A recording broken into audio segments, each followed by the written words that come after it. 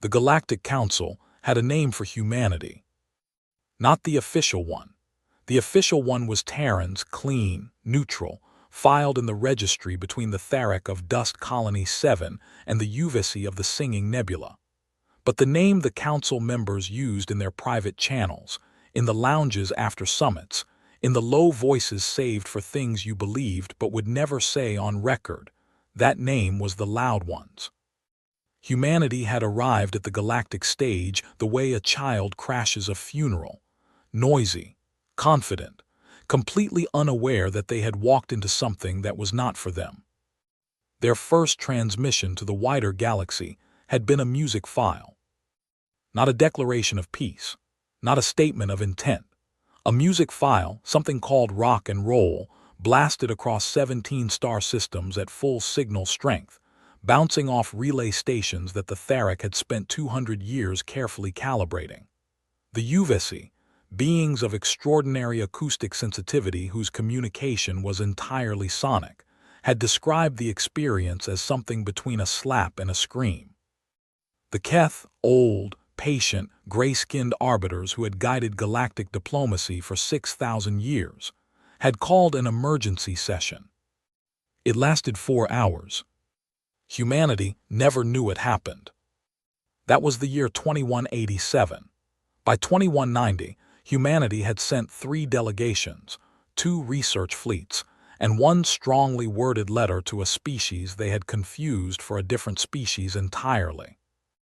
By 2195, they had managed to accidentally provoke a trade dispute with the Han Collective, offer an alliance to a civilization that had been extinct for 3 centuries, and successfully negotiate a mining rights deal in a sector they did not legally have access to through sheer, baffling persistence.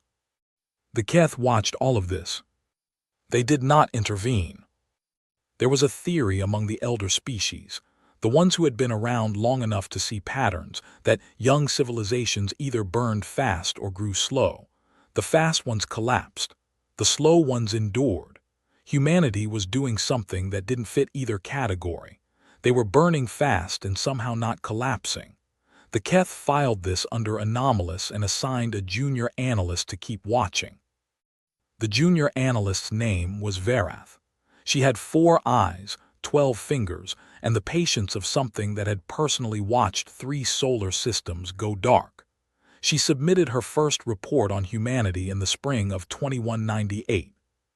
It read in its entirety, "They are going to be a problem." Her supervisor made her rewrite it with more diplomatic language. The final version said, "The Terran species displays non-standard developmental patterns and warrants continued observation." It meant the same thing. The laughter started small. It started the way most cruelties do, as a joke shared among friends, at first affectionate, then sharper, then something with an edge people stopped examining. The Han Collective started it. They had a gift for that kind of thing.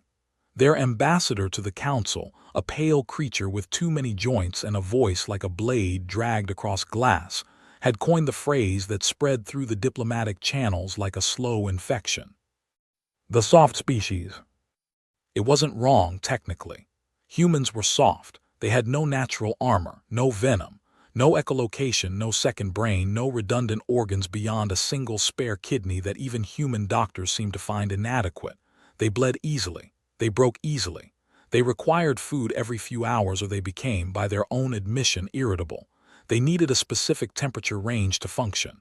Too hot and they died. Too cold and they died. Too wet and they got sick. Too dry and they got sick. They had a thing called allergies, a condition where their own immune systems attacked harmless particles in the air, and they treated this as a minor inconvenience rather than the evolutionary failure it clearly was. They got tired at night and had to stop working. They had to stop working. Every single one of them, every night for hours. The Han Collective found this so funny they included it in a training module for young diplomats as an example of how not to build a species. The Uvesi composed a 17-movement acoustic piece about it. The Tharek, who communicated through chemical signals, released a pheromone blend that roughly translated to bless their hearts, which in Theric social vocabulary carried the same weight as they don't know any better, and we should not be cruel about it, but also, underneath both of those, we are a little bit glad we are not them. And humanity, busy and loud and spilling across the midrim like something that had knocked over a glass of water and was trying to mop it up with their hands, heard none of it. Or seemed not to. The war came in 2219. Not with humanity. That was the thing nobody talked about afterward in the careful silences of the council chambers. The war was not with humanity. The war was near them, through them, across a corridor of space that the Galactic Council had allocated to the Terran expansion zone, a piece of territorial bureaucracy that had been settled with very little thought, because at the time, humanity had seemed like the kind of neighbor who would not need defending. The Keth-Han conflict, as it was officially recorded, lasted 14 months. The real name, the one used in casualty reports and battlefield communications, was the Throat War, because the contested space formed a narrow passage between two sectors and whoever held it held everything behind it. Humanity held the throat. They didn't start the war. That needed to be said clearly. They had no stake in the ideological dispute between the Keth Arbiters and the Han Collective. They had no territorial ambition in either direction. They had, in fact, submitted 3 formal petitions to the Council asking for the conflict to be moved, since it was disrupting their shipping lanes and causing what their ambassador called, with spectacular understatement, some logistical inconvenience. The petitions were ignored. The Council was busy fighting a war. So humanity did what humanity did. They adapted. Vareth was watching when it happened. Not the moment humanity entered the conflict. They didn't, not officially, not for another 6 months. What she was watching was smaller than that. A single data anomaly in the shipping traffic logs of the Throat. 3 human cargo vessels had gone dark. No distress signal, no explosion signatures, no debris field on any of the long-range scanners, just gone. One day they were there, logged in the transit registry, running standard routes. The next day they weren't, not destroyed, not diverted, not even late. Just gone. She flagged it. It was classified as probable Han interdiction. The Han were known to hit soft civilian targets and filed away. 2 weeks later, 4 more ships vanished. Same pattern, same silence, no debris, no signal. Vareth looked at the pattern for a long time. Then she looked at where the vanished ships had last been registered. All of them at the edge of the Throat, all of them on the human side. She pulled the long-range sensor data for that region, passive scans, gravity readings, thermal bloom from engine wash, and she found nothing.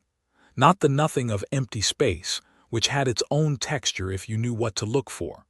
The nothing of something that had learned to remove itself from the record. She submitted a second report.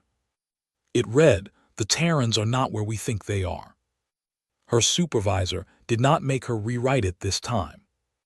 The Battle of Tessen's Reach was supposed to be a rout. The Han had moved a significant force through the upper channel of the Throat, while the Keth were stretched thin along the southern line. It was clean strategy, predictable, the kind of move that ended wars by making the conclusion obvious before the final engagement happened. The Keth Senior Command had already begun preliminary discussions about terms. The Han fleet came through the upper channel and stopped. Not because they hit a Keth defense line. There was no Keth defense line in the upper channel. The Han's intelligence was good. They had verified the absence of Keth forces 3 times before committing to the maneuver. They stopped because something that wasn't on any scan, wasn't on any registry, and had not been detected at any point during the 4 months they had been monitoring the region stepped out of the dark and sat directly across their path. Not 1 ship. 11. Human ships, but not the cargo haulers and exploration vessels and optimistic little research frigates that the galaxy associated with humanity. These were something else. Long and dark and running cold, with angles that didn't reflect sensor pings the way they should. And weapons arrays that the hand tactical system took 3 full seconds to categorize, because it had never seen them before. 3 seconds is a very long time in combat. The hand admiral sent an identification request. The response came back in standard galactic common, which humanity had only officially learned 8 years ago, but apparently had gotten very good at. We're the ones whose shipping lanes you disrupted. Then the lead ship, a long, black, silent thing with no visible markings, no running lights, no transponder signal that any Council database recognized, opened fire. Verath watched the battle from the Keth monitoring station at the edge of the Reach. She watched it the way you watched something you had been told was impossible, and were now watching happen anyway, with a strange feeling in the place where certainty used to live. The human ships did not fight the way any Council species fought. They did not form defensive lines. They did not broadcast tactical communications, or if they did, they were on a frequency nobody could crack. They moved as a unit, and then, at a moment she couldn't identify, they stopped moving as a unit and became 11 separate decisions happening simultaneously, which was almost worse to watch because there was no center to attack. The hand tried to target the lead ship. The lead ship moved, not fast, not in the way a combat vessel boosted its engines and pushed for distance. Just, gone, appeared somewhere else, and the weapons it had fired from its original position were still traveling, and they hit something. The hand fleet lost 22% of its capacity in the first 9 minutes. In 11 minutes, the hand admiral opened a general channel. He did not speak to the Keth. He spoke to the humans. "We request terms," he said. The response took a moment. "Then you should have thought about our shipping lanes." A pause. "We'll send you coordinates. Come with 1 vessel. Leave your weapons at the edge of the Reach. We'll be watching." And then the 11 dark ships, the ones that had not appeared on any scan, in any registry, that had moved through 14 months of a galactic war without being detected once, went silent. The hand admiral sat in his command chair for a long time. Then he asked his tactical officer a question. "Where did they come from?" The tactical officer checked her systems, checked them again. "Sir," she said, "I don't know." Verath filed her 3rd report the morning, after the Battle of Tessen's Reach. It was longer than her previous 2, much longer.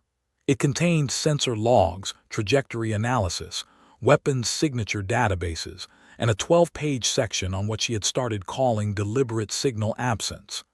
The active, sustained effort to not be seen that the human fleet had apparently been conducting for somewhere between 8 and 14 months before the battle. They hadn't vanished accidentally. They had practiced. The report's final section was 1 paragraph. The Terran species has been characterized in Council records as a soft civilization, prone to noise, unprepared for sustained conflict, and unlikely to represent a significant military presence in the midrim. This characterization is no longer accurate if it was ever accurate. The Terrans did not build an army. They built a ghost. The Han Collective met it in the dark. The Keth-Han conflict ended 9 minutes later. I recommend the Council update its assessment of the Terran species at the earliest possible opportunity. I also recommend that whoever authored the original assessment consider whether the laughter was wise. Her supervisor read it 3 times. Then he sent it directly to the full Council without changes. For the first time in 41 years of observation work, Verath did not have to rewrite anything. The Galactic Council convened an emergency session 7 days after Tessen's Reach. Every seat was filled. That hadn't happened in 30 years. The last time every seat was filled was the HFY water crisis, which had threatened to collapse the bio-support infrastructure of 3 inhabited systems, and had taken 16 months of full council engagement to resolve. Before that, it was the Theric succession dispute, which had nearly become a shooting war. Tesson's reach filled every seat in 6 hours. The Keth sent 2 representatives instead of 1, a thing they had not done since the founding session of the council, when the rules of quorum were still being written. The Han Collective sent their senior ambassador, which was unusual because the senior ambassador almost never traveled, and also their lead military attaché, which was unusual because the Han almost never admitted they had a military attaché. The UVC came in a sealed atmospheric chamber and sat at the back of the room making sounds below the range of the translation system, which everyone in the room knew was not malfunction. They were talking to each other about humanity. The session opened with Verath's report. Not a summary. The full report, read aloud by the Keth Council Secretary, all 47 pages of it, including the 12-page section on deliberate signal absence, and the final paragraph that Verath had been told, quietly and through unofficial channels, had already been forwarded to 6 different intelligence offices before the ink was dry. The room was very quiet while it was read. The kind of quiet that has weight. When the reading was finished, the Han senior ambassador, a tall, pale being with the specific stillness of something that had not moved in a very long time and was now trying to remember how, raised one hand. "I want to be precise about something," he said. "Before the battle, before the engagement, how long had they been in the Reach?" The council secretary looked at her documents. Current analysis suggests a minimum of 4 months, possibly longer. Sensor reconstruction from the passive arrays puts the earliest possible entry date at approximately 11 months prior to engagement. The Han ambassador absorbed this. "So for 11 months, he said, while we were conducting active military operations in the Throat region, while we had 3 dedicated sensor teams running continuous sweeps of that corridor, while we were tracking every vessel that entered or left the sector." "Yes," said the Keth representative. "They were there." "Yes." "And we detected nothing." "Correct." The Han ambassador sat back. He did not speak again for the remainder of the session. What happened next was not an investigation, technically. The Council had no mechanism for investigating a member species that had not committed an offense. Humanity had not broken any laws. They had not violated any treaties. They had, in fact, done something that several council members were quietly struggling to categorize as anything other than beneficial. They had ended a 14-month war in 11 minutes without filing a single piece of pre-authorization paperwork, which was either a violation of about 40 different council protocols or a miracle, depending on how you looked at it. The Keth legal team spent 3 weeks looking at it. Their conclusion, delivered in the careful non-language of entities who had been practicing law for 6,000 years, was that humanity had technically acted in defense of their own territorial zone, technically used force proportional to the threat, and technically not exceeded the rights of a council member species to protect its own shipping infrastructure. Technically, what it was not, technically or otherwise, was expected. So instead of an investigation, the council requested a consultation. A consultation was softer. A consultation implied dialogue.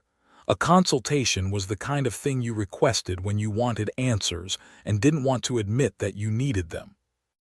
The request was sent to the Terran ambassador, a woman named Lyra Vasquez who had been in post for 3 years and who had, in the opinion of most of the council, the specific energy of someone who always knew more than she was saying, and had decided long ago that this was the correct way to be. She received the consultation request. She replied within the hour. Her reply said, "We'd be happy to talk. When would be convenient for the council?" The phrasing was so mild that 3 different translation systems flagged it as potentially ironic. The consultation was held in the main chamber. Vasquez came alone. Not alone in the way of someone who had forgotten to bring staff. Alone in the way of someone who had considered the optics, made a decision, and arrived with the precise body language of a person who found the room slightly less impressive than the room wanted to be found. She was not physically large. She was not visually intimidating. She was a small woman in a dark uniform with no insignia, which was itself a kind of statement because every other species in the council chamber wore insignia that could be read like a sentence: rank, house, affiliation, achievements, a whole biography pinned to the chest. She wore nothing. The Keth senior representative opened the session. "Ambassador Vasquez," he said, "the council thanks you for attending. We have a number of questions regarding the events at Tesson's Reach, and we hope you will be able to provide context." "Of course," said Vasquez. "The primary question," said the Keth representative, "is how? How were 11 Terran military vessels able to operate undetected in a sector under active multi-party sensor surveillance for a period of up to 11 months? Vasquez looked at him.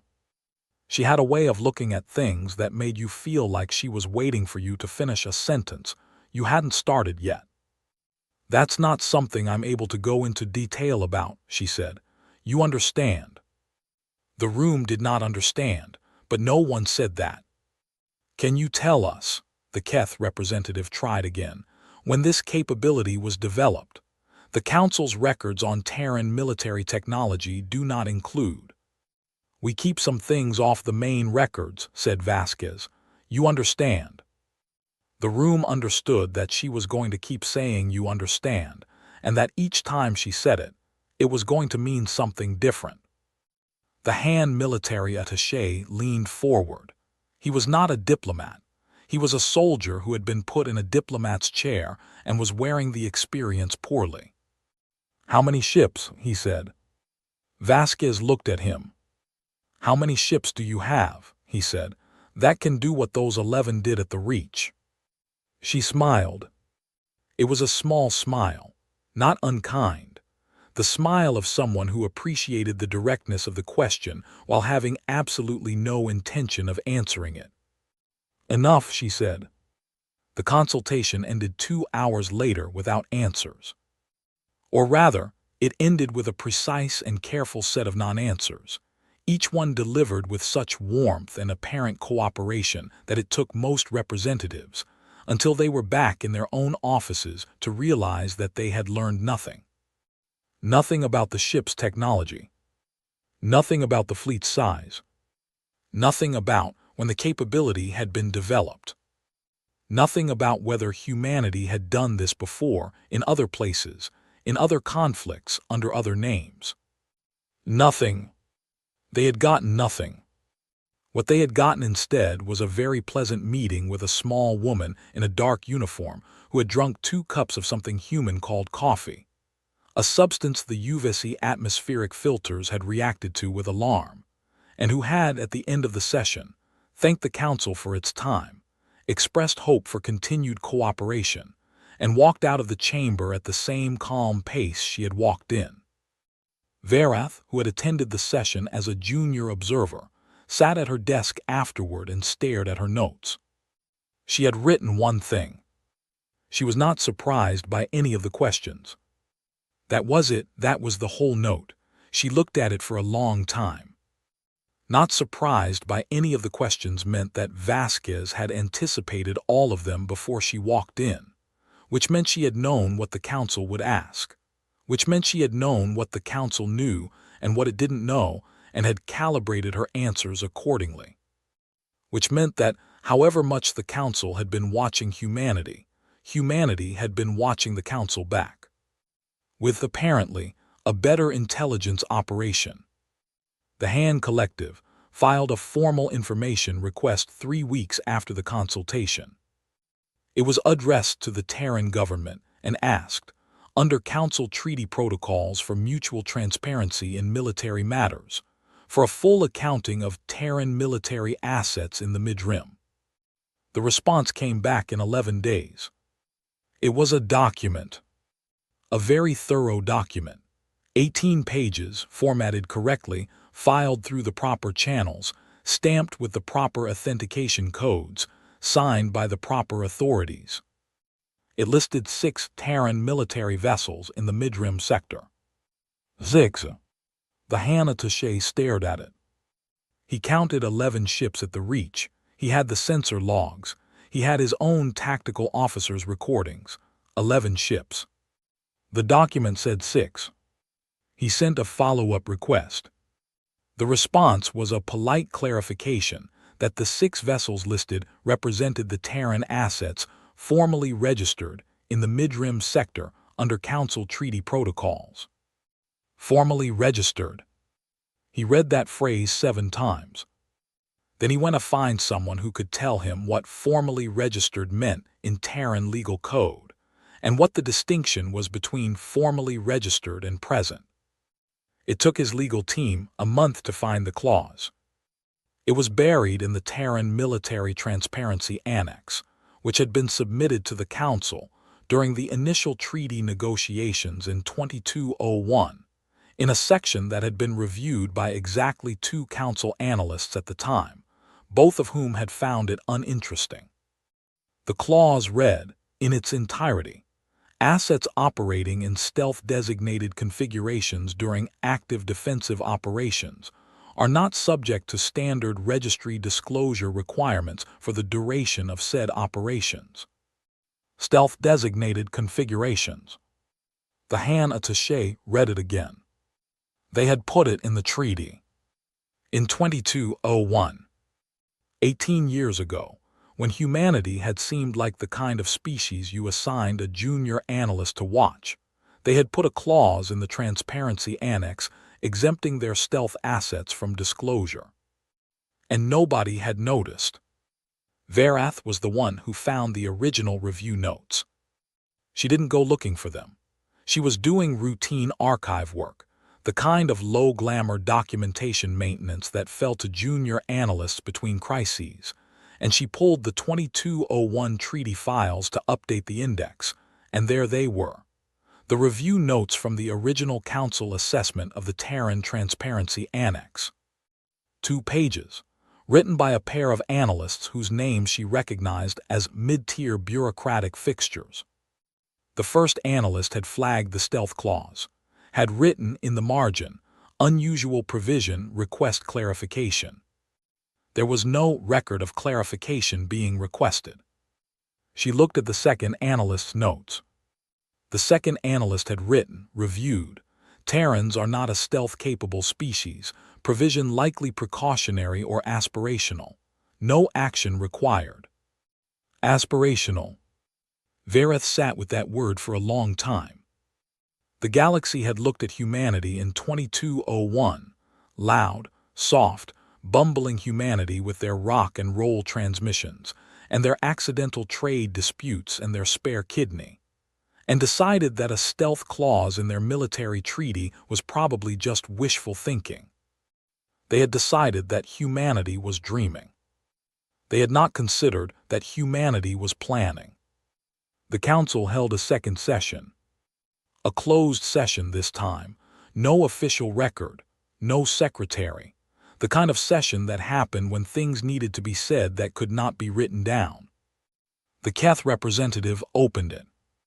We need to understand, he said, how much of what we know about the Terrans is accurate. Nobody answered right away. Because the answer, which everyone in the room had been arriving at independently over the past 6 weeks, was uncomfortable. What they knew about humanity was what humanity had let them know. What they didn't know was everything else. And the everything else, it was becoming clear, was the part that mattered. The UVC representative made a sound that the translation system rendered as, "We laughed at them. We laughed at them and they said nothing. We laughed at them and they kept building." She made another sound. The translation system struggled with this one. It processed for 4 seconds, which was longer than it usually took, and then rendered it as, "I want to know what else they built while we were laughing." The room was quiet. Outside the sealed chamber, the normal business of the council carried on. Species submitted petitions. Trade agreements moved through committee. A border dispute in the Outer Rim was in its 4th year of deliberation. Inside the chamber, 12 of the most powerful diplomatic minds in the known galaxy sat with the same feeling. The feeling of someone who has just realized that the person they thought was watching the floor had, in fact, been watching them. Verath did not attend the closed session. She was too junior. But someone had left a door open, metaphorically. The room was sealed, and a summary found its way to her desk through channels she did not examine too closely. She read it. She sat back. Then she pulled up the star maps of the Midrim and looked at the zones that had been designated Terran expansion over the last 20 years, mapped their shipping routes, mapped their colony positions, mapped the gaps between them, the dark spaces, the unsurveyed corridors, the regions that no council sensor net covered with any reliability. She started marking the gaps. There were a lot of gaps. She thought about 11 ships, sitting in a dark corridor for 11 months, undetected. She thought about how large the unsurveyed corridors were. She thought about how many ships could fit in all that dark. She set down her stylus. She did not file a report. Not yet. Some questions, she had learned, were better held for a while before you made them official. Some things needed time before you knew how afraid you were supposed to be. She turned off her desk light. Outside her window, the station's artificial night had begun. The stars were real, the dark between them was real, and somewhere out there in the dark, something human was moving. She just couldn't see it. Which she was beginning to understand was exactly the point. 6 months after Tesson's reach, a Theric survey vessel found something it wasn't looking for. The Dehen Urat, a mid-sized scientific ship with a crew of 14, and a mandate to catalog mineral deposits in the Outer Rim's 3rd expansion belt, was running passive sweeps of a region that had been designated as uninhabited and uninteresting in the Council's Geographic Survey of 2188. The survey of 2188 had, apparently, missed some things. The Dehen Urat's sensors picked up a gravitational irregularity. Not large, not dramatic, the kind of thing you could easily log as a geological formation and move on. But the ship's science lead, a careful and methodical Theric named Ossian, who had been doing this kind of work for 30 years and had the professional instinct of someone who had learned to distrust easy answers, decided to take a closer look. What the closer look revealed was a structure. Not a natural one. A large structure, tucked into the shadow of a dead moon in a system with no registered inhabitants, running cold, running dark, and reflecting no signals from the Dehen Urat's active sweeps in a way that Ossian immediately recognized as not being about materials.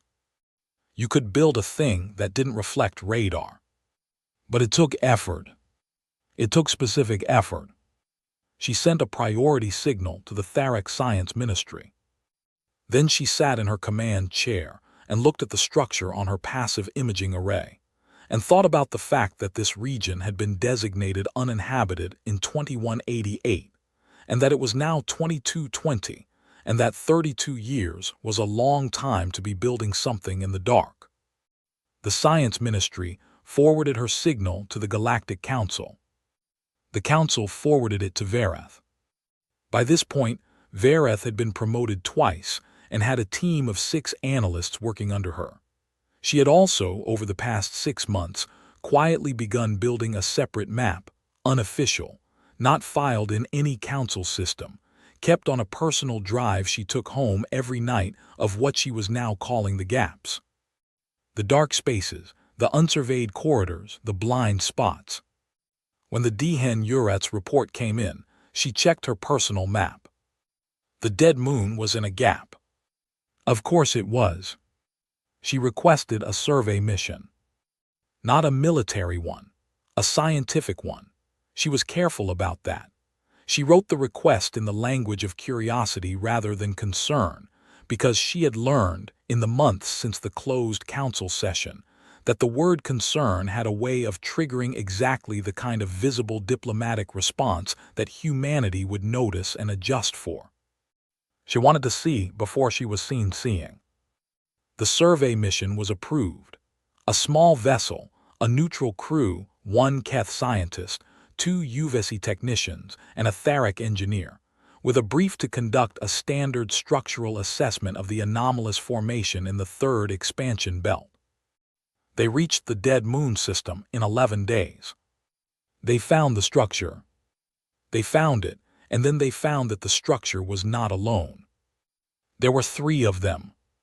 3 large installations built into the shadow faces of the moon where no passive long-range scan would have found them, connected by what appeared to be underground tunnels bored directly through the moon's interior. The installations were cold, dark, no active power signatures, but the structure itself, the material, the design, the scale, was clearly not natural. Clearly not old.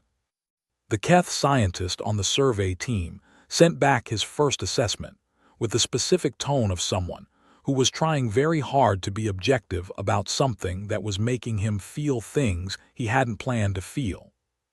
He put the age of construction between 8 and 15 years. He described the scale as significant.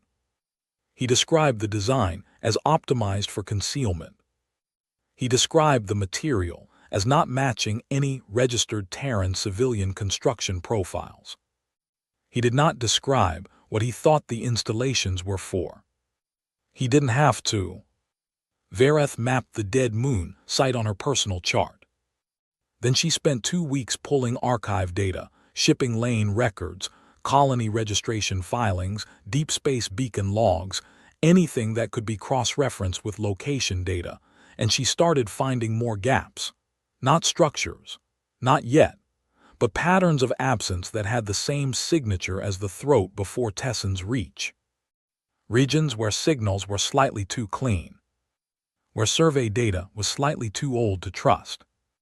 Where the Council's knowledge stopped at the edge of what humanity had formally reported, and the formally reported edge was, in several cases, very far back from where the actual human presence seemed to be. She added 7 new markers to her personal map. She stared at it for a long time. The map looked like a net. Not the kind of net you threw to catch something. The kind you built into the floor before you invited anyone over, and then you waited, and you were very friendly while you waited, and you offered your guests coffee, and you smiled, and you said you understand in that particular way, and you waited. She was not certain this was what she was looking at. But she was not certain it wasn't. The Council formally asked humanity about the dead moon installations. They did it through the standard diplomatic channel, a written inquiry, registered and time-stamped, requesting information on the nature and purpose of the structures found in the third expansion belt survey. The response came back in 4 days. It was a polite letter. It acknowledged the Council's inquiry. It thanked the survey team for their careful work. It noted, with what read as genuine appreciation, that the Council had gone to the effort of conducting a proper scientific assessment rather than simply sending a military observer, which was a gesture of good faith that the Terran government valued deeply. Then it said that the installations were Terran infrastructure, built within Terran territorial designation, for purposes relating to Terran strategic interests, and that under the terms of the Council membership protocols, member species were not required to disclose the nature of internal infrastructure projects. It was signed by Ambassador Vasquez. There was a handwritten note at the bottom. If the Council has further questions, we'd be happy to set up a meeting. We have very good coffee. The hand military attaché, when the letter was shared with him, read the handwritten note 3 times. She's enjoying this, he said. Nobody disagreed. What the Council knew at this point was the following. Humanity had a stealth fleet capability that had existed for at least 20 years and had been hidden in plain sight inside a treaty annex. They had used that capability during the Keth-Han conflict to position 11 vessels in a contested corridor for up to 11 months without detection. Those 11 vessels had ended a 14-month war in 11 minutes. The fleet's actual size was unknown. The full extent of humanity's military infrastructure was unknown. There were at minimum 3 significant installations in the Outer Rim Third Belt, potentially more. What the Council did not know was everything else. How many ships, how fast, how armed, how far out the dark installations went. Who else knew? What the chain of command looked like, what the trigger conditions were, what humanity considered a threat worth responding to, and how they responded to it when they decided it was worth responding to. They did not know because humanity had not told them. And humanity had not told them not because of an oversight. The Council understood that now. The gap between what humanity had disclosed and what humanity had built was not an accident. It was not carelessness. You didn't hide a fleet for 20 years through carelessness. You didn't put a stealth clause in a treaty annex through carelessness. You didn't build 3 large installations in the shadow of a dead moon through carelessness. You did those things through intention, through patience, through the specific kind of long-game planning that the Council had always assumed was a trait of old species. Species who had lived long enough to understand that the galaxy was not always friendly and that the time to prepare for a threat was before the threat arrived. Young species didn't think like that. Young species were loud and impulsive and got into trade disputes with extinct civilizations. Except that humanity had apparently been thinking exactly like that, beneath all the noise, the whole time. The Keth senior representative called Verath into his office. Not her supervisor's office, not a conference room.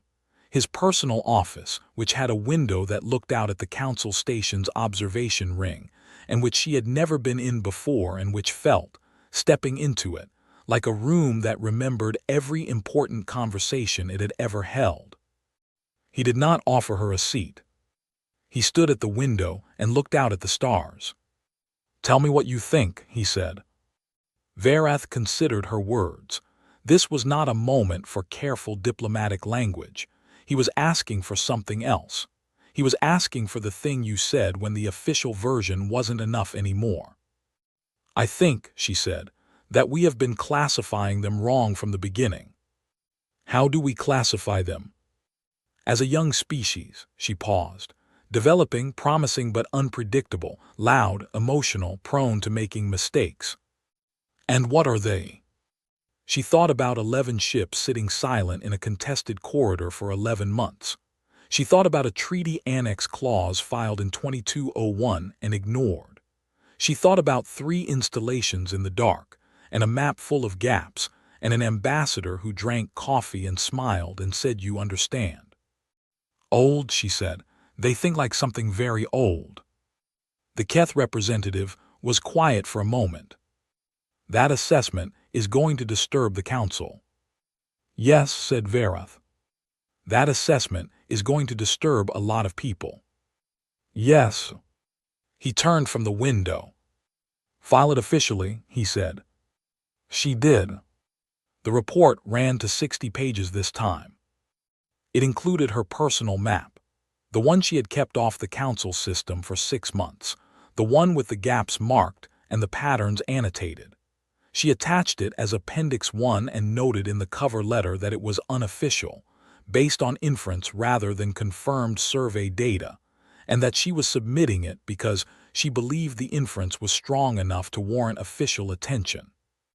The section headings were careful and neutral, the way she had learned to write everything that was going to be read by people who might not want to hear what it said.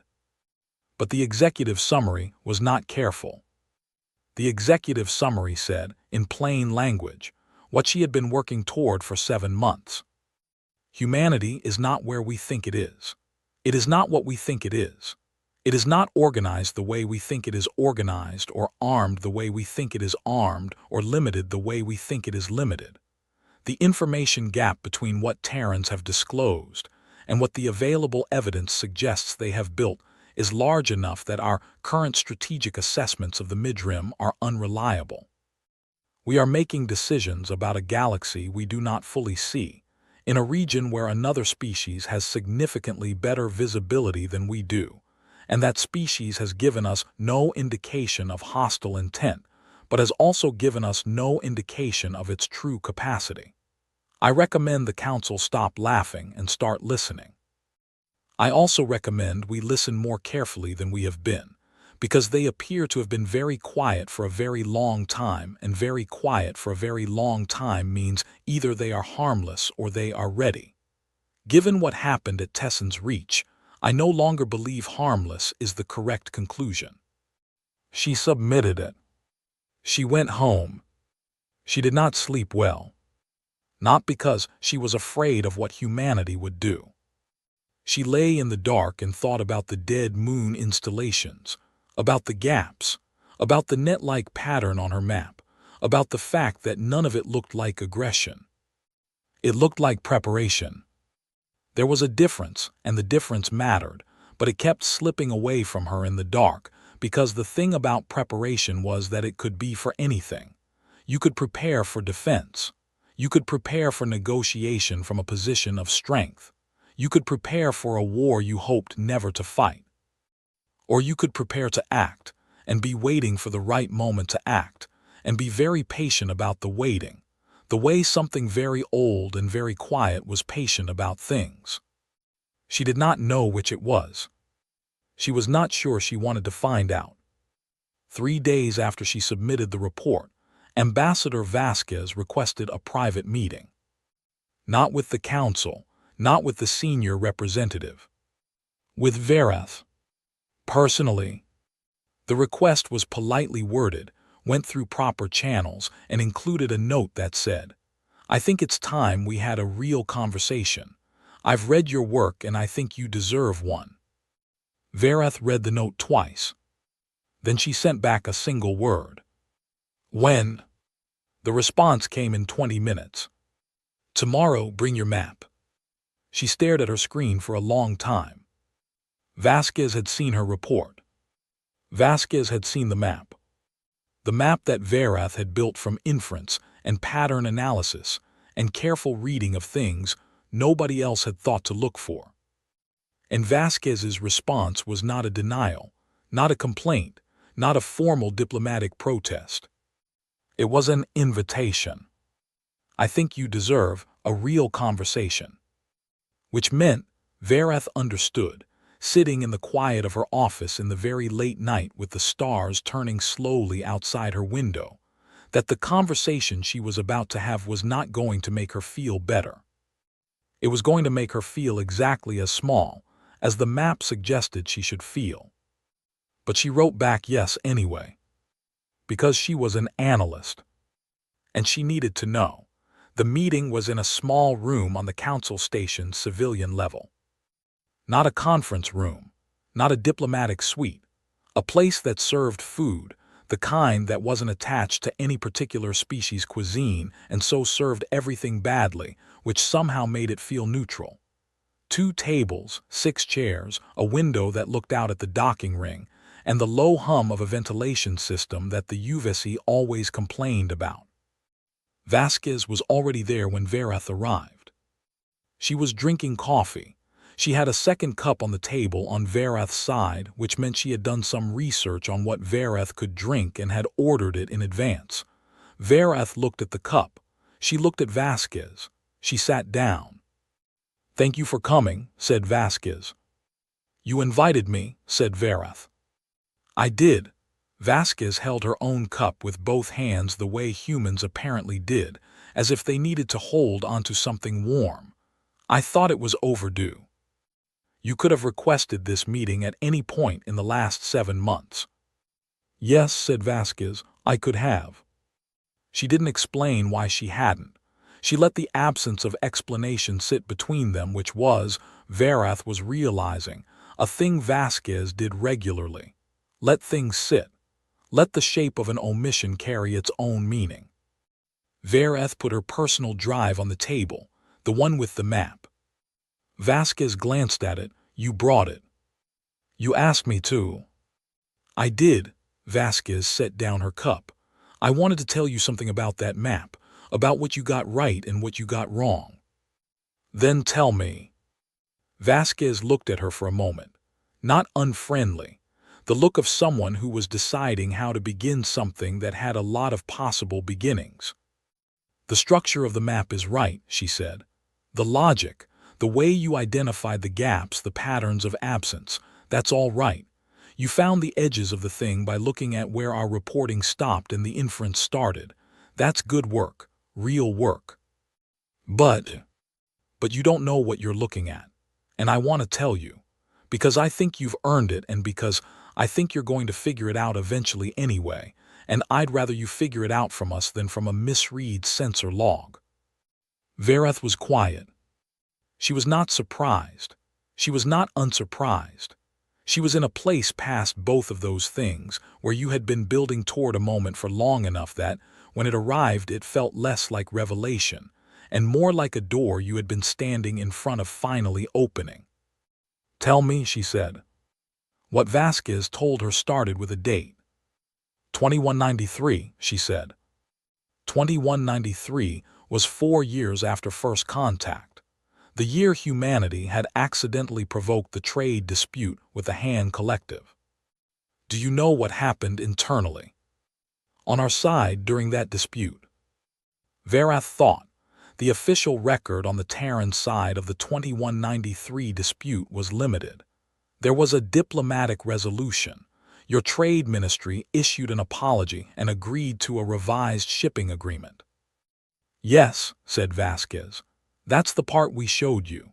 The part you didn't see, the part that happened in the 6 weeks before the apology, was that 3 of our trade delegation staff received direct threats from Han Collective private interests. 2 of them were followed. 1 of them was physically confronted. Verath was still. None of this was reported to the council, she said. No, said Vasquez. We handled it quietly. And then we had a conversation at home about the kind of galaxy we had walked into. She paused. We had come in assuming good faith. We had come in loud and messy and honest, the way you come in when you assume the room is safe. And the room was not safe. The 2193 incident was not extraordinary, said Verath carefully. No, said Vasquez. It wasn't, that was the point. She turned the coffee cup slowly in her hands. We looked at the council. We looked at the species that had been here for thousands of years. We looked at how they moved, how they communicated, what they said in public and what they said in private, and we noticed something. What did you notice? That the species who had survived longest, said Vasquez, weren't the ones who had been the friendliest.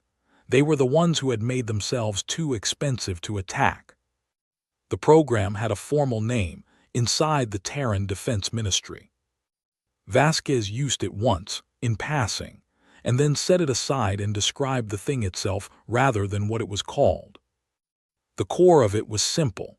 Humanity was going to become the most expensive possible target in the galaxy without anyone knowing it was doing so. Not by broadcasting strength, not by making threats, not by entering alliances that came with obligations and dependencies, and the kind of visible military presence that made other species nervous and prone to preemptive action. By disappearing. Not literally. They were still here, still loud, still bumbling into trade disputes and sending rock and roll into deep space and filing enthusiastic petitions about their shipping lanes. All of that was real. The mess was real. The rest was a choice. While humanity was being loud about the things it didn't mind being known about, it had gotten very quiet about everything else. The dark installations in the outer rim were not forward bases. They were not staging grounds for expansion. They were exactly what the Council had been unable to categorize them, as because the category didn't exist in Council strategic thinking. They were deterrent infrastructure, placed specifically in regions where they would not be found easily, designed to be found eventually, but only by someone paying very close attention, found and then understood as a fraction of the whole, so that whoever found them would do the math and arrive at the number that was too large to want to test. "You built a ghost army," said Verath, "and then you built it large enough that the ghost would be terrifying." "We built a guarantee," said Vasquez, "specifically, that attacking humanity would cost more than it was worth. Whatever you gained, you'd spend more to get it than it would ever produce." "And Tessen's reach was not supposed to happen," said Vasquez. She said it flat. No apology in it, but no pride either. "We did not want to decloak. We did not want to fight. We wanted the hand fleet to feel observed and withdraw. It took longer than we expected." "It worked," said Verath. "It worked," said Vasquez. "And now you know we exist, and we have to decide together what that means." The together sat in the air between them. Verath turned it over. Together implied a choice being offered. Together implied that Vasquez had come to this meeting not to explain humanity's position but to negotiate something, not with the Council, with her. "Why me?" said Verath. Vasquez didn't deflect. "Because you're the one who's been looking honestly. Everyone else on the Council has been looking for ways to categorize what we did that make it less alarming.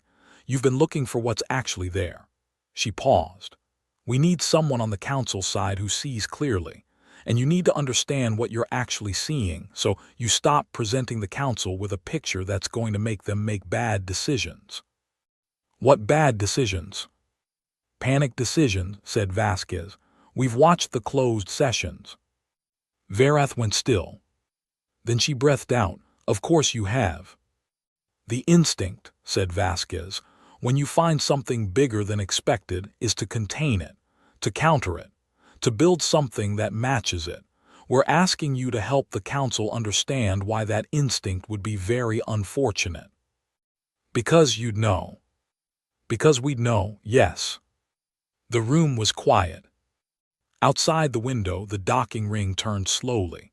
A Theric freighter was coming in to dock. An UVC courier was pushing off the station's edge and drifting toward the transit lane. Normal things. The normal business of a galaxy that had been running, more or less, for millennia. Beneath all of it, somewhere in the gaps, the dark thing sat. Waiting. Not threatening. Not approaching. Just present the way a wall was present, the way something solid and patient was present when you needed to know it was there. "You built this for the hand," said Verath. "For whatever the hand represented. The kind of thing that would follow someone who was alone and undefended and make them understand the cost of being alone and undefended."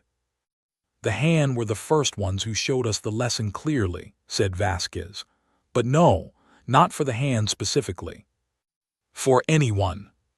For anyone who looked at humanity and thought, soft species, easy target."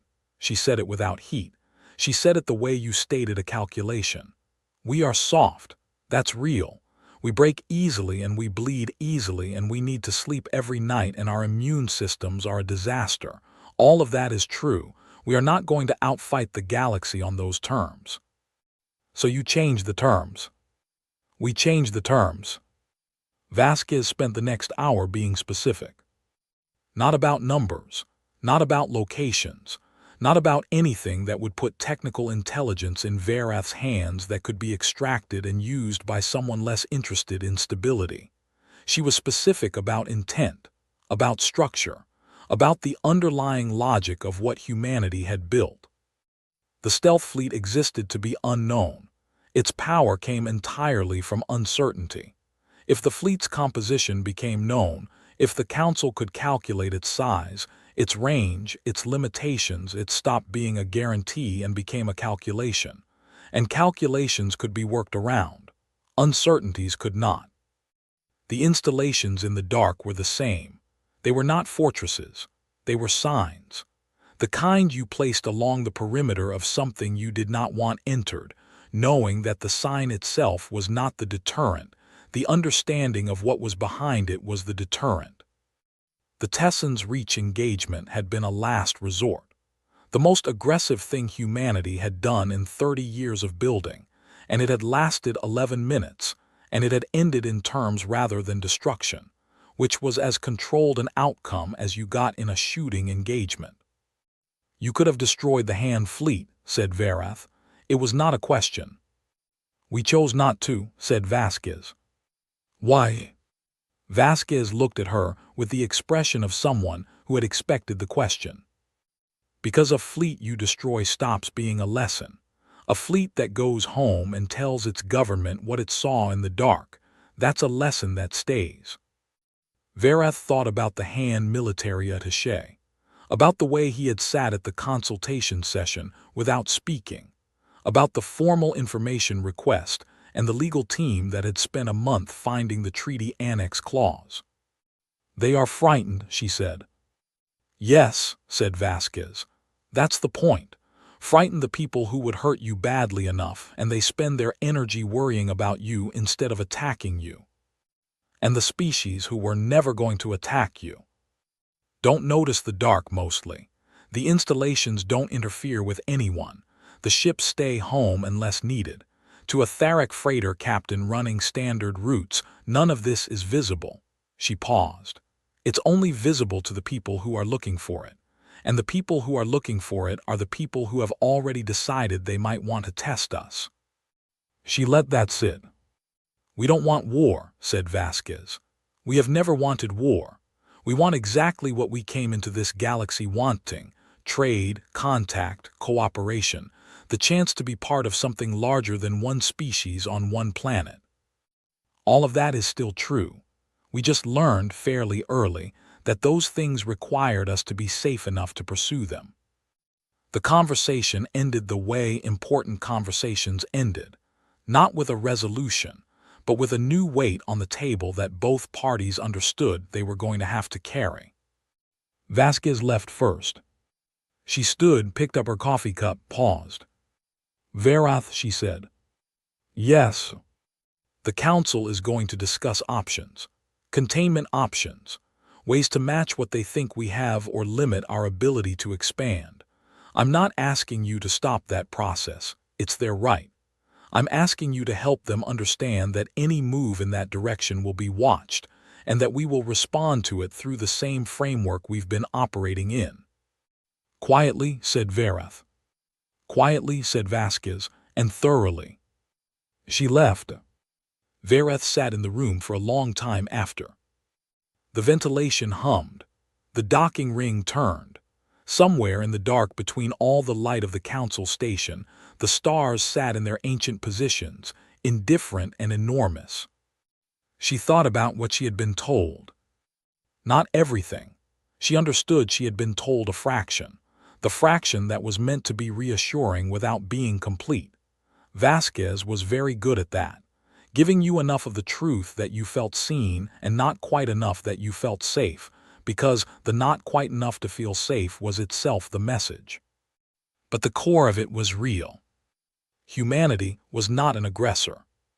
Humanity was a prey species that had decided, sometime around 2193, that it was done being prey. And it had spent 27 years making itself too expensive to hunt, and it had done it in the dark, and it had been very patient, and now the lights were on and the galaxy was looking at the thing it had been laughing at, and the thing it had been laughing at was looking back. She picked up her personal drive.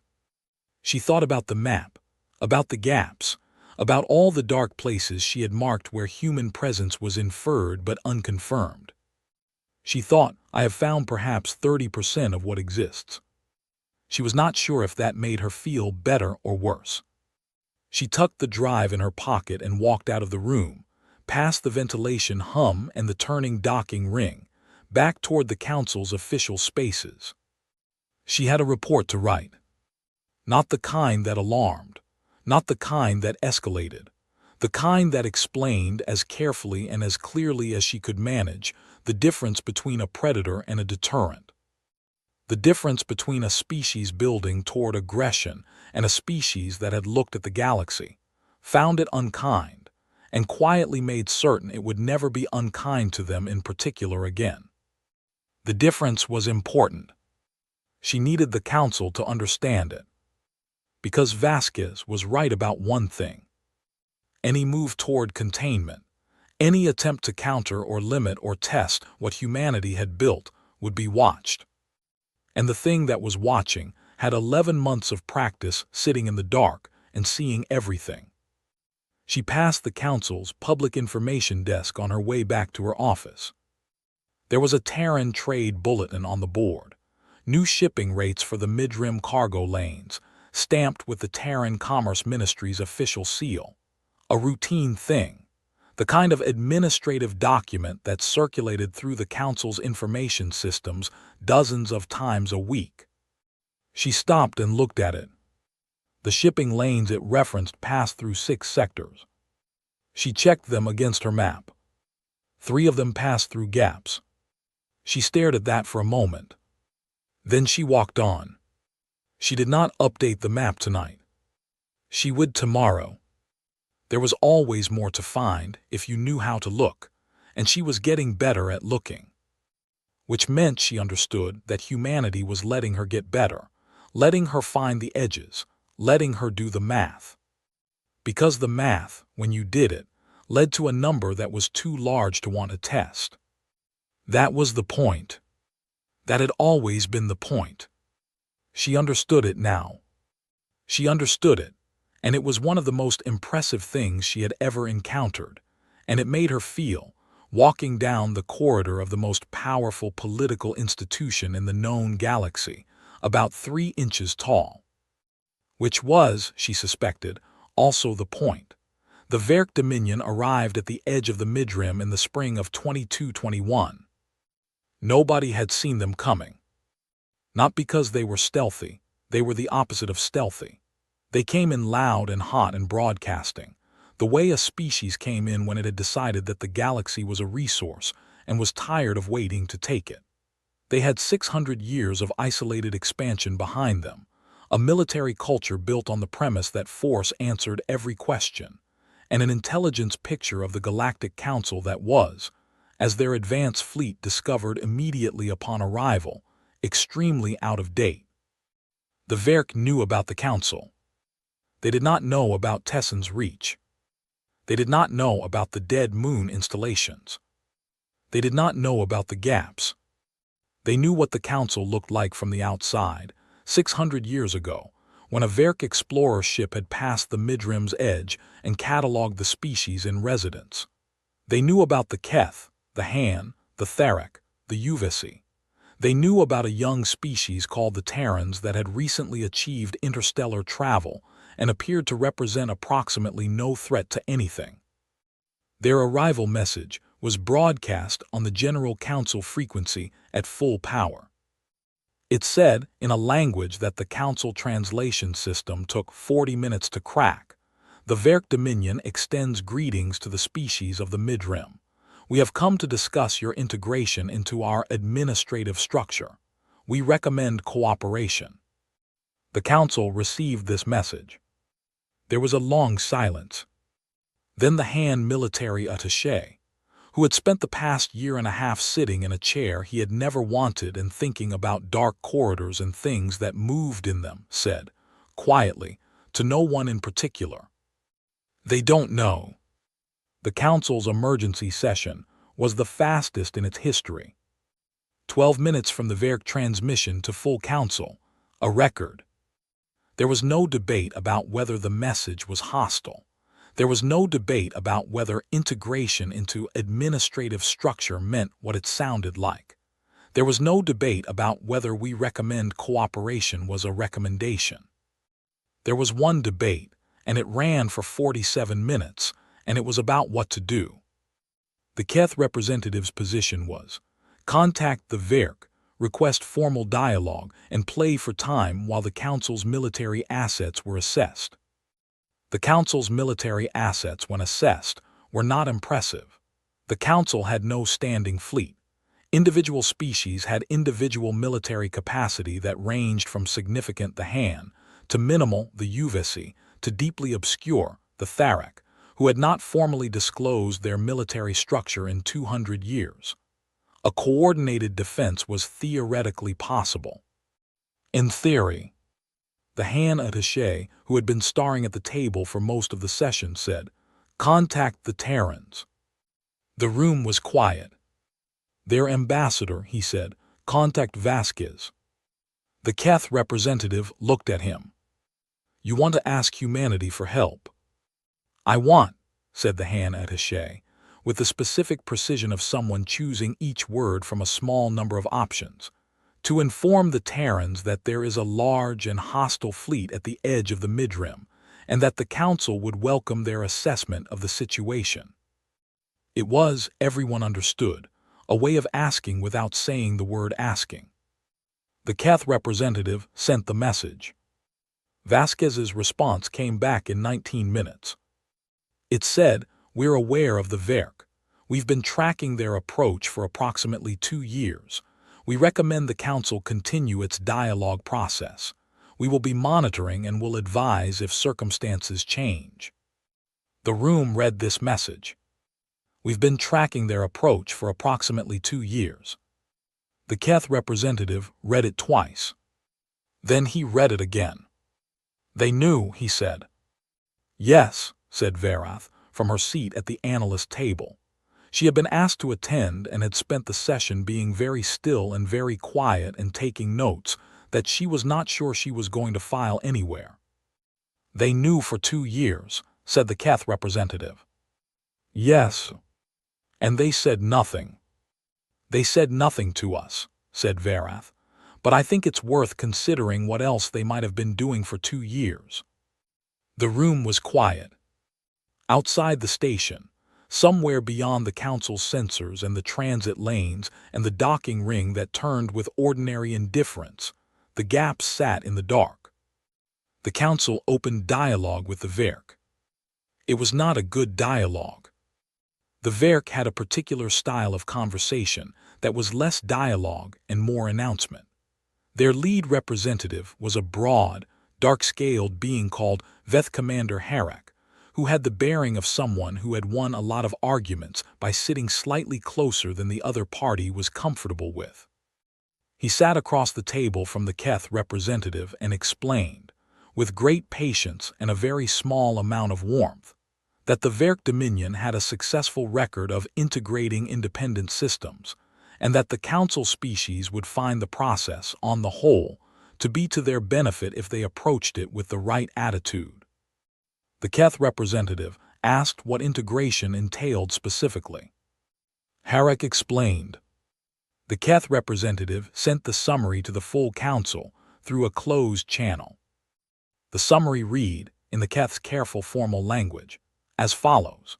The Verk model involves formal absorption of governing structures under Verk administrative authority, mandatory resource-sharing agreements that strongly favor Verk interests, and a transition period of between 20 and 40 years, during which local species governance would be supervised and progressively reduced. Historical precedent suggests that integration has been completed successfully in 14 systems. And then, in a note at the bottom that was not written in the Keth's careful formal language at all, they mean us to become subjects. I see no diplomatic path around this. I am open to suggestions. The next 3 days were the most uncomfortable in recent Council history. The Verk fleet held position at the edge of the midrim and waited. They had clearly done this before. The waiting was patient and heavy and deliberate, the kind of waiting that communicated, "We are not in a hurry and you are not going anywhere." The Council sent Vasquez daily updates as a courtesy. She acknowledged each one. Her responses were brief, consistent, and maddening in their calm. "We are monitoring. We will advise if circumstances change." On the evening of the 3rd day, Verath was in her office running sensor cross-reference checks, a habit she had developed in the months since Tessen's reach, the kind of background analysis that she now ran automatically, the way some people checked locks before bed, when a data flag came up. She stared at it. She ran it again. She picked up the direct communication line to the Keth senior representative. "There is movement in the gaps," she said. He was quiet for a moment. "How much movement?" She looked at the data. "A lot," she said. The Verk received a transmission at 300 Council Station time. Not from the Council. The signal origin was deep in the midrim interior, well behind the Council's position. Multiple origin points, in fact, 7 that the Verk's detection systems could confirm, and a number it could not confirm because they were coming from regions where the Verk sensors were picking up interference that their chief technical officer could not immediately explain. The transmission was audio only. A single human voice. "This is the Terran Defense Directorate. You are currently in a region of space under the protection of the Galactic Council and its member species. We are aware of your position and the nature of your proposal to the Council. We have been monitoring your approach for 26 months. We would like to offer you some information before you make any further decisions." Veth Commander Harak looked at his communications officer. His communications officer looked back. "Continue," said Harak. "You have a fleet of approximately 400 vessels at the midrim edge," the voice continued. "Significant capacity. We understand why you believe it is sufficient. We want to be clear with you. It is not for this particular region. The species of the Council are under our protection. They have been under our protection for some time. You were not aware of this. We understand. We have made deliberate choices about visibility." A pause.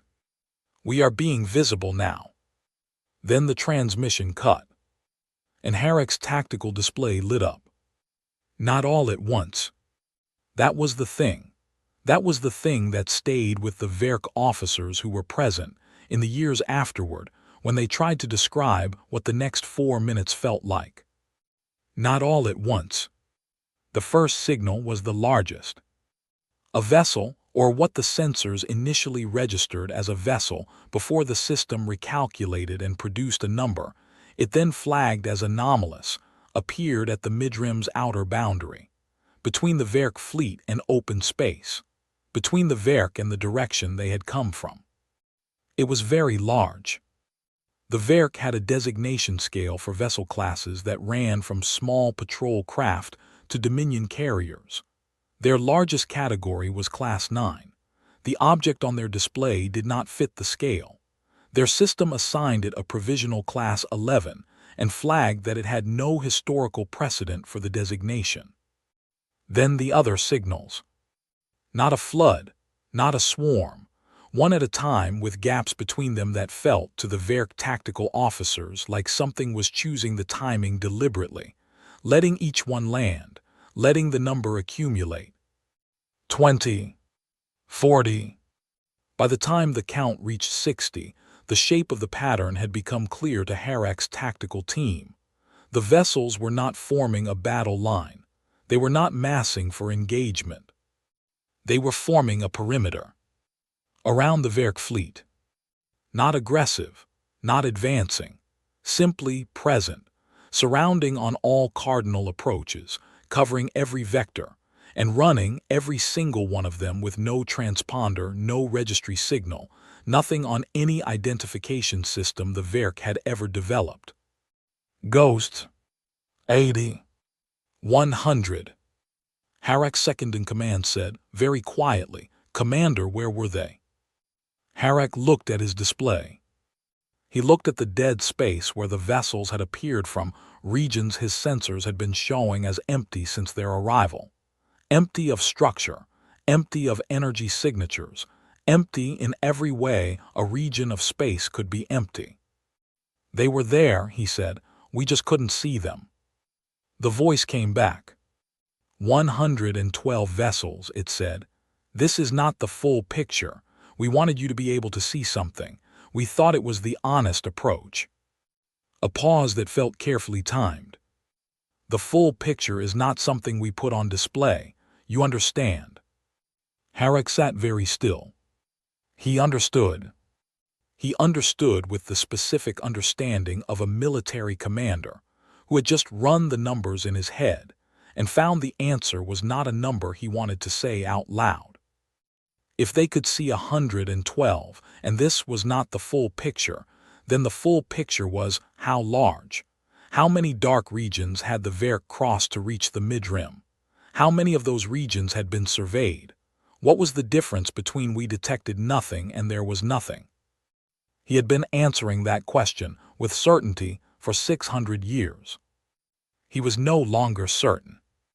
"We have no interest in conflict," the voice said. "We have never had an interest in conflict. The species of this council are our neighbors and our partners, and we intend to keep them safe. That is not a threat. It is a description of how things are. We are inviting you to understand how things are and to make decisions accordingly." Another pause. "We'd also suggest you not make any rapid movements. Some of our pilots are newer. We'd hate for anyone to get nervous." Harek stared at the transmission terminal. It was, he thought, extraordinarily controlled. The 112 ships appearing out of nothing, the perimeter, the calm voice, the casual last line, all of it calibrated, all of it deliberate. He had come to integrate a collection of small species into the Dominion. He had arrived to find that one of those species, the smallest one, the new one, the one the old intelligence files described as soft and unlikely to present military significance, was sitting in the dark all around him. Had been sitting there for some time. "Open a response channel," he said. The negotiations took 3 weeks. They were not conducted by the Council. They were conducted between Veth Commander Harek and Ambassador Vasquez, who arrived at the mid-rim boundary in a single small ship with no weapons visible, and sat across a table from the commander of a 400-vessel fleet and drank coffee, and did not appear to feel any of the things Harek would have felt in her position. Harek tried several approaches. He tried authority, she was pleasant. He tried implication, she was clearer. He tried once direct threat. She looked at him for a moment and then said, without moving and without changing her tone at all, "Commander, there are currently 43 Terran vessels within weapons range of your flagship. Your sensors are not showing them. That's not a malfunction." He did not try that approach again. What they arrived at after 3 weeks was not a treaty exactly. It was more of an understanding. The Verk were not being asked to change their goals or their culture or their relationship with the 14 systems they had already integrated. They were being asked to understand where the boundary was. The boundary was the mid-rim. Behind the boundary were species under Terran protection. The Verk were welcome to trade, to establish diplomatic relations, to pursue any of the things that civilizations pursued with each other in good faith. They were not welcome to pursue integration. Harek asked, once, what would happen if the Verk chose to disagree with the boundary. Vasquez said, "Then we'd find out how much it costs, and I don't think either of us wants that." He left. The Verk fleet turned around and left. All 400 vessels. The Council's sensor nets tracked them until they crossed back over the outer boundary, and then they disappeared into the region they had come from, and the mid-rim was quiet again. The Council's session after the Verk departure was nothing like the sessions before. No emergency, no urgency, no closed chambers or unofficial summaries passed to junior analysts through back channels. This was a regular session. On the agenda was a routine matter. The Tharek had filed a long pending question about beacon calibration in the outer shipping lanes, and it had been sitting in committee for 8 months. The beacon calibration question was resolved in 20 minutes. Then the Keth senior representative looked around the room. "The Council has a matter to formally address," he said. "We have an item that has been waiting for some time, and I believe it is appropriate to address it now." He looked at the Terran seat. Vasquez was there. She was always there at the regular sessions, reliable and quiet, and apparently finding the beacon calibration discussion very interesting. "The Council wishes to formally acknowledge," said the Keth representative, "the role of the Terran Defense Directorate and the Terran government in the events of the past year and a half, including Tessen's reach, including the Verk boundary negotiation, including the ongoing protection that the Council has apparently been operating under for a period of time longer than the Council was aware of." He paused. "We also wish to formally acknowledge that the Council's historical assessment of the Terran species was, in several significant respects, incorrect." The room was quiet. "We categorized you as a young civilization," he said, "developing, loud, prone to mistakes." Vasquez did not say anything. "We did not consider," he said, "the possibility that the noise was a choice." Vasquez spoke for about 4 minutes. Not long. She didn't do long speeches. She thanked the Council for the acknowledgement. She said that Terran policy remained oriented toward cooperation and mutual security. She said that the Terran Defense Directorate would continue to operate in the ways it always had, which included some things that would remain unspecified, and that this was not going to change, but that the Council was welcome to think of it as a feature rather than a complication. She said the coffee machine in the consultation room had been upgraded, and everyone was welcome to use it.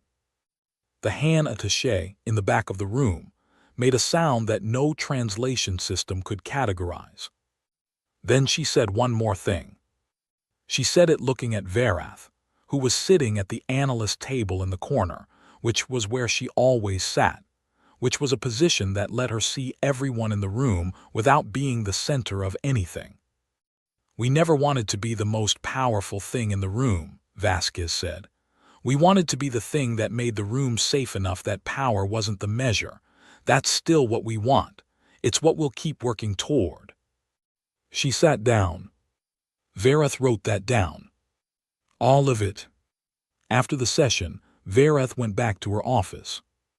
She sat at her desk and opened her personal drive and looked at the map. It was larger now, much larger. In the year and a half since she had started building it, she had added dozens of markers, gaps, patterns of absence, inferred positions, regions where Council sensor coverage went thin and something else went wide. It was a large map. And it was, she understood now, still only a fraction of the truth. She thought about what Vasquez had said. We never wanted to be the most powerful thing in the room.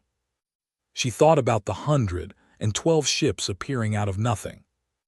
She thought about the voice on the Verk transmission, calm and unhurried, saying, "This is not the full picture."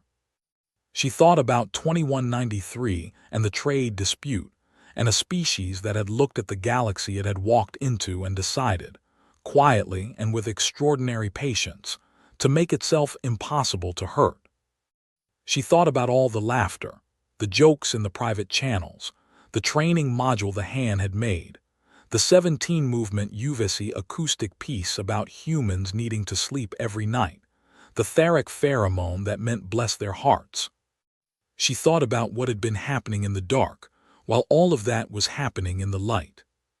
She thought about the specific texture of the past 27 years. Then she closed the map. She was going to need a bigger file. She was going to need a lot of things. New analytical frameworks, new categories, new ways of thinking about what soft species meant when the soft species had decided to stop being something anyone tested. She was also, she realized, going to need to update about 40 different Council classification documents. The one labeling humanity as a developing civilization, unlikely to represent a significant military presence, was the most urgently wrong. She started with that one.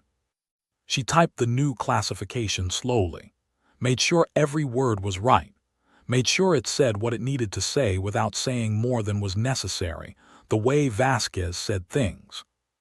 The new classification read, Terran species reclassified, long-term strategic actor, Significant military capacity, undisclosed extent, operates primarily through deterrence framework, historically non-aggressive.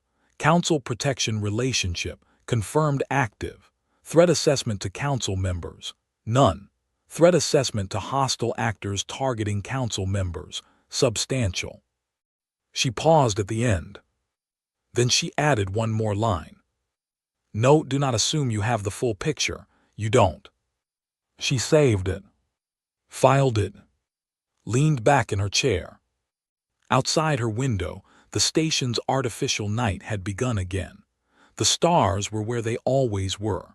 The dark between them was the same dark it had always been. It just meant something different now. Out there in the gaps, in the dead spaces between sensor ranges and survey data, in the cold shadow of moons with no registered inhabitants, in corridors that moved without showing themselves on any scan, humanity waited.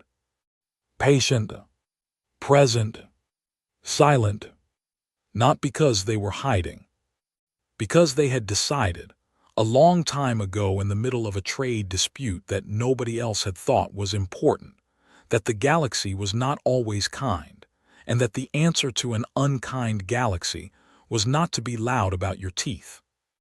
It was to let the galaxy wonder if you had any. And then, when something came out of the dark toward the people you had decided were yours to protect, you let it see.